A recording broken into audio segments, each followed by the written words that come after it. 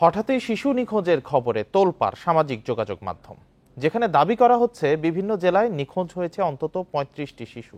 তবে গুজবে কান না দেওয়ার আহ্বান জানিয়ে পুলিশ বলছে, অস্বাভাবিক শিশু নিখোঁজের কোনো ঘটনা দেশে ঘটেনি। স্বাভাবিক নিয়মে প্রায় প্রতিদিনই শিশু নিখোঁজের ঘটনায় থানায় কিছু জিডি হয়, পরে ওইসব শিশু ফিরে এলেও জানানো হয় না পুলিশকে।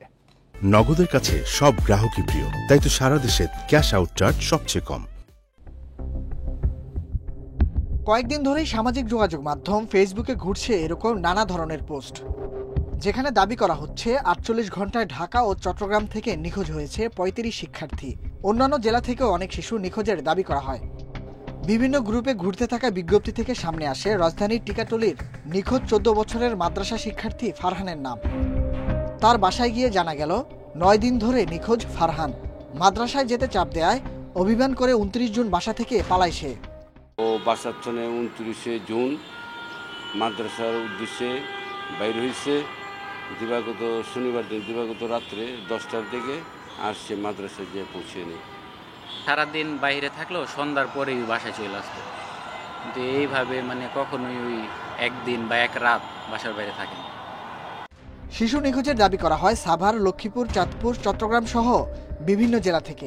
তাদের মধ্যে অনেকে এরই মধ্যে ফিরে এসেছে, আবার অনেক বাবা মাই আছেন সন্তানের ফেরার অপেক্ষায়। পরে হুজুরে জিজ্ঞাসা করলাম সিয়াম কই, হুজুর বলে সিয়াম নাই, মাদ্রাসা ৩০ তারিখ থেকে নিখোঁজ। থানায় যেতে করলাম, পুলিশ হাঁটছিল। এ কখনো ৪-৫ বছরের ভিতরে কোথাও যাওয়া আসা করেনি। এখন এর বাড়ির থেকে সে মাদ্রাসা যাওয়ার কথা বলে ওখান থেকে সে কোথায় নিখোঁজ হয়ে গেছে আজকে আমরা পাচ্ছি না।